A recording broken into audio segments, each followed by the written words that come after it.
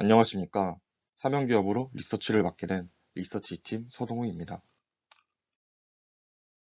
산업분석, 기업분석, 리스크, 투자포인트, 밸류에이션 순으로 발표하겠습니다. 참고 부탁드립니다. 산업분석입니다. 콘덴서 또는 커패시터는 전기를 축적하는 역할을 담당하는 부품입니다. 예컨대 전기차의 경우 전기를 변환하는 과정에서 전력 손실이 생기거나 과전력이 생길 수가 있는데 이를 보완하여 균일한 전력을 유지하도록 돕는 장치입니다. 따라서 전기차 구동에 매우 중요한 장치라고 볼 수 있습니다. 콘덴서, 즉 커패시터를 벗겨보면 커패시터 필름이 나오게 됩니다. 이 필름은 친환경 자동차의 인버터 또는 가전에서 쓰이는 전자제품 콘덴서에 들어갑니다. 최근 전기차 생산의 급증과 전동기기의 소형화로 인하여 인버터 및 콘덴서는 초방막화, 고래열성, 고내구성 등이 요구되고 있는 상황입니다. 커패시터 필름 공정 과정을 조금 설명드리자면 원재료 덩어리를 공장 라인에 넣어 압력해서 출력하고 MDO와 TDO 과정을 걸쳐 덩어리를 넓게 펴주며 필름을 완성합니다. 문제는 얇은 필름을 만들수록 더 많은 시간이 걸리게 되는데 이것이 바로 커패시터 필름의 쇼티지 원인입니다. 일정한 두께의 필름만을 공급했던 안정화된 필름 시장에 갑자기 전기차라는 새로운 시장이 열리게 되면서 기존의 파일을 차지했기 때문에 전기차 외 커패시터 필름의 공급이 줄 수밖에 없는 상황이 되어버렸습니다. 그렇다고 공정을 늘려서 해결될 문제도 아닙니다. 공정을 증설하고 가동시킨 데만 최소 4년 이상이 걸리며 전기차용 커패시터 필름은 엄격한 테스트를 받아야 하고 조건이 매우 까다롭기 때문에 현재 글로벌 3사에 해당하는 도레이와 왕자재지, 삼영 정도만이 납품할 수 있습니다. 삼영의 연도별 주가 그래프입니다. 보시면 주가가 크게 올랐던 2010년과 2011년은 중국발 커패시터 필름의 쇼티지로 인하여 주가가 크게 올랐던 시기입니다. 과거와 지금의 차이점이라면 커패시터 필름의 쇼티지와 더불어 전기차라는 새로운 시장이 열렸다는 점입니다. 친환경 자동차에 사용되는 커패시터 필름은 고부가 가치 필름입니다. 동사는 다양한 얇기의 필름을 개발했는데 보통은 3.5미크론 커패시터 필름부터 전기차에 사용이 가능합니다. 필름이 얇아질수록 생산량은 줄어들지만 판매 단가가 급격하게 상승하는 점을 보았을 때 전기차 시장은 상당히 중요한 시장이라고 말할 수 있습니다. 22년 전기차의 침투율은 10% 수준이고 복합 연간 성장률은 30년까지 29%로 성장하여 침투율이 50%를 상회할 것으로 추정됩니다.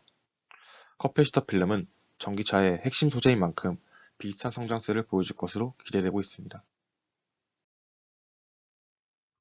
커패시터 필름은 금리 상승, 경기 침체 등에 매우 강하다는 장점이 있습니다. 오히려 계속해서 수요가 증가하고 있고 동사는 공급자 우위 시장 속에서 계속해서 판매 단가를 올리며 회사의 수익성을 개선시키고 있습니다. 기업 분석입니다. 삼영은 많은 부분에서 매출을 내고 있는 회사입니다. 하지만 여기서 주가를 움직이는 가장 큰 부분은 커패시터 필름이 속해 있는 PPC 품목입니다. 매출에서 많은 부분을 차지하고 있는 BOPP와 팩, 중공업 정도만 간단히 짚고 넘어가자면 BOPP 필름은 우리가 평소 식품 포장을 하거나 선물 포장 등을 할 때 쓰이는 필름입니다. 팩은 본사가 우유팩을 제조하여 우유 업계에 판매하며 매출을 내고 있습니다. 마지막으로 중공업은 조선업체에서 수주한 선박에 실린더 라이너 등의 엔진 부품을 생산해내어 자회사인 삼영중공업에 납품함으로써 수익을 내고 있습니다. 회사는 커패시터 필름 쇼티지에 대처하기 위하여 신규 라인을 증설하였습니다. 현재 생산 라인 3기에서는 총 월 530톤을 생산하고 있는데 새로 신설되는 신규 라인 1기에서는 월 400톤을 추가로 생산할 수 있습니다. 올해 4월 말에 신규 생산 라인을 설치를 완료하고 테스트가 끝나면 23년 3분기부터 생산을 본격화할 수 있습니다.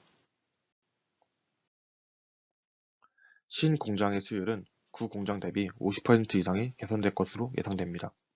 인건비는 65% 절감, 전력비는 30% 수준으로 절감되어 기존에도 준수하던 영업이익이 한층 더 개선될 여지가 있습니다. 빨간색으로 밑줄친 부분 위주로만 봐주시면 감사하겠습니다. PPC, 즉 커패시터 필름의 원재료는 PP인데 PP의 원재료 가격이 상승한 것보다 PPC의 판매 단가를 더 많이 올린 것을 확인할 수 있습니다. 여기서 도출할 수 있는 결론은 커패시터 필름은 가격 전가력이 상당하다는 점과 매년 판매 가격을 많이 올리고 있다는 점입니다. 이러한 이유들로 인하여 커패시터 필름 부분 매출액은 매년 급증하고 있습니다.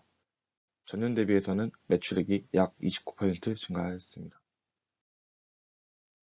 삼형의 글로벌 커패시터 필름 점유율은 약 3위이며 국내 유일의 커패시터 필름 제조 기업입니다. 리스크입니다. 리스크 중 하나는 총 매출액 파이에서 적지 않은 비중을 차지하는 BOPP 매출액 성장률이 정체된 점입니다. 아무래도 언택트 시대인 2020년과 2021년에 비해서 실내 활동이 많이 줄었으니 배달 음식이나 포장지 등의 수요가 준 것이 매출액에 큰 타격을 준 것으로 예측되고 있습니다. 그러나 동사는 하반기 이후 시장이 변화하여 수요가 증가할 것을 예상하고 있습니다. 두 번째 리스크는 중국산 저가 필름 공세입니다. BOPP 같은 식품 포장 등에 많은 타격을 줄 수도 있는 리스크지만 동사는 수익성이 큰 커패시터 필름에 집중하여 상황을 타파하려고 노력했습니다. 투자 포인트입니다. 동사는 국내 유일의 커패시터 필름 개발 및 생산 기업이며 커패시터 필름 쇼티지가 발생한 지금 국내 커패시터 필름 점유율을 80% 이상 차지하고 있는 경쟁력이 있는 회사입니다. 전기차용 커패시터 필름은 현재 시장 90%를 도레이 첨단 소재가 점유 중에 있습니다. 만일 과거와 같이 일본발 수출입 규제가 또 발생한다면 국내 전기차 산업에는 큰 차질이 생길 수가 있습니다. 따라서 전기차용 커패시터 필름의 국산화 과정에서 삼형 기업이 많은 수혜를 볼 것으로 예상하고 있습니다. 밸류에이션입니다. 참고 부탁드립니다. BOPP의 22년도 매출액은 전년 대비 5.2%가 감소한 상황입니다. 당사가 하반기부터 시장 변화로 인한 수요 증가를 예측한 것을 근거로 하여 전년 대비 감소율보다 소폭 증가한 3% 감소를 추정했습니다. 다층 CPP와 기타 부분은 워낙 비중이 작고 중요도가 떨어지는 사업이기에 3개년 평균 매출액을 채택했습니다. PPC, 즉 커패시터 필름 부분의 경우 23년 3분기부터 신규 생산 라인이 가동 예정입니다. 저는 보수적으로 계산하여 9월부터 추가 생산된다고 가정하였고 1년간 대략 7,960톤의 커패시터 필름을 생산할 수 있다는 결론을 내렸습니다. 이는 작년 커패시터 필름 생산량보다 약 25%가 증가한 양입니다. 또한 공급자 우위 시장 속에서 동사가 매년 판매 단가 상승률을 올리는 것을 고려하여 3개년 평균치인 20.36%의 증가치도 반영하였습니다. PE랩도 중요도가 낮은 사업이기 때문에 평균치를 채택했습니다. 하지만 최근 2개년간 전년 대비 10% 감소와 45%의 증가가 있었는데 후자의 경우 곡단값이기 때문에 표본으로서의 가치가 없다고 판단하여 제거했고 전년 감소분을 적용하기로 결정했습니다. PO랩도 PE랩과 같은 로직을 사용하여 재작년 감소치가 극단값이기 때문에 전년 감소분을 채택했습니다. 팩 부문은 우유 시장의 5년 연평균 성장률인 1.7%에서 경기 침체로 인한 약간의 조정값을 부여하여 전년 대비 1%의 성장을 부여했습니다. 중공업 부문은 원료인 철근 가격의 급등에 따른 판매 단가 인상을 반영했습니다. 철근 가격의 급격한 상승이 일어나기 전 1월 가격과 최고점을 찍은 6월 가격의 차이분을 대입하여 10.3%의 성장률을 도출하였습니다. 베트남 공장의 경우 최근 3개년간 매출액 증가율이 25.91%, 15%, 414%가 나왔는데 414%가 나온 것은 공장 가동 초기임을 감안하여 차치하고 평균을 도출하여 20.48%의 성장률을 도출하였습니다. 그렇게 나온 23년도 전체 매출액 예상치입니다. 다음은 매출 원가율입니다. 매출 원가율은 3개년 평균 매출 원가율이 87% 정도입니다. 다만 이번 신규 공장은 기존 공장보다 효율적이기 때문에 매출 원가율의 하락이 예상되어집니다. 따라서 매출 원가율은 기존보다 하락한 84%로 설정하였습니다.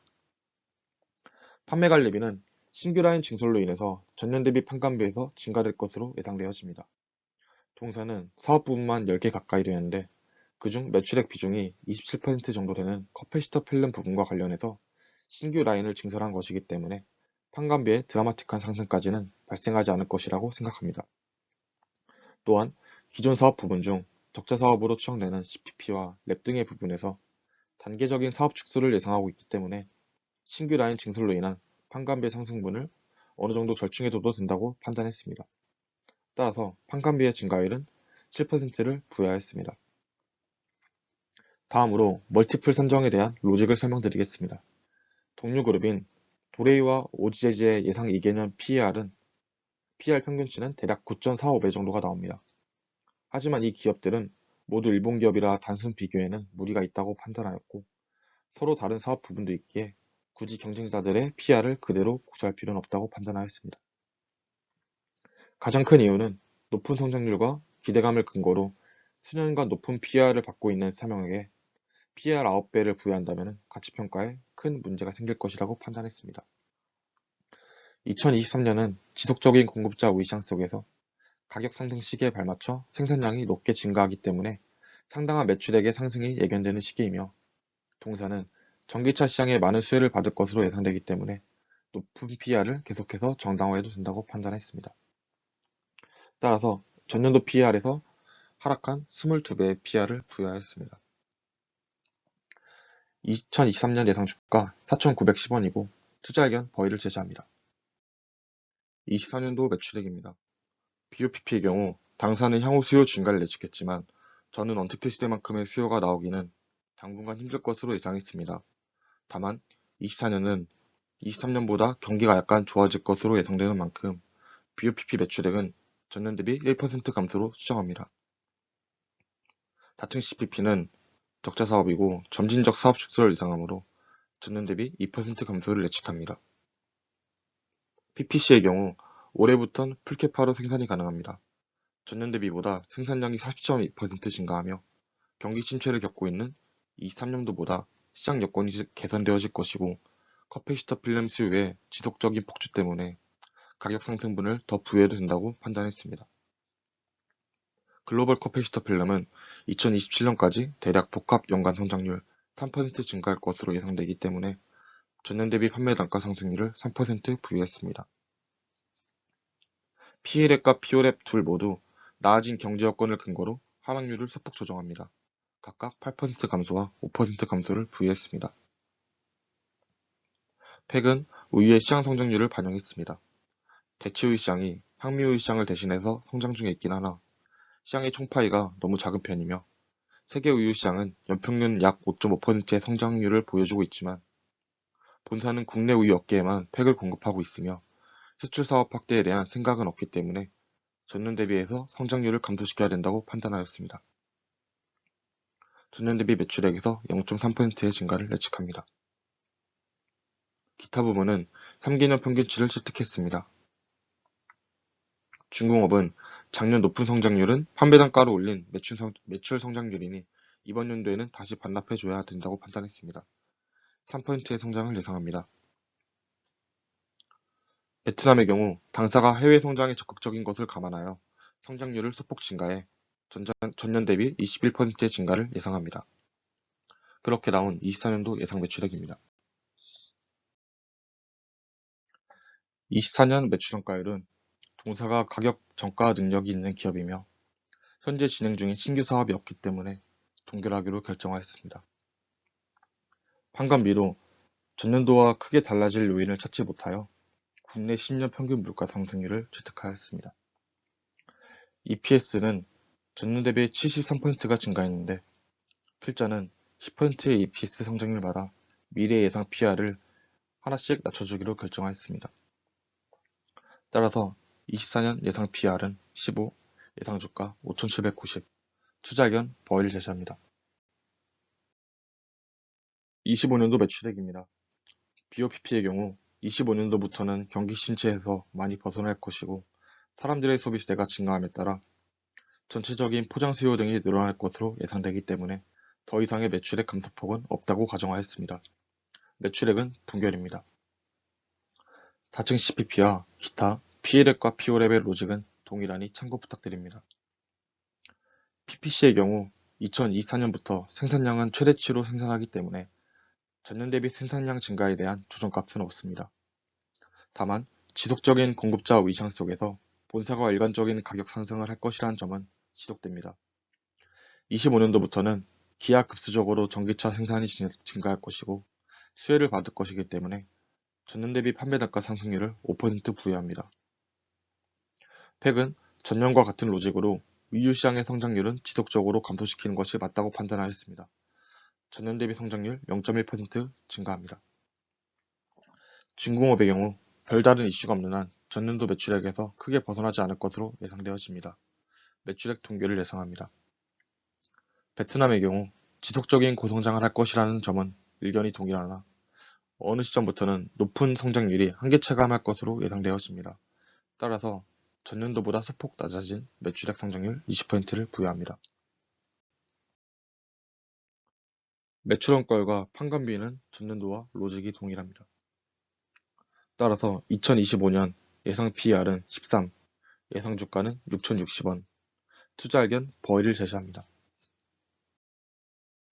정리하자면 2023년 타겟 프라이스 4,910원, 24년 5,790원, 25년 6,060원으로 각각 상승 여력 11.17%, 31.74%, 37.88%로 23년부터 25년까지 모두 투자 의견 버의를 제시하며 발표를 마치겠습니다. 감사합니다.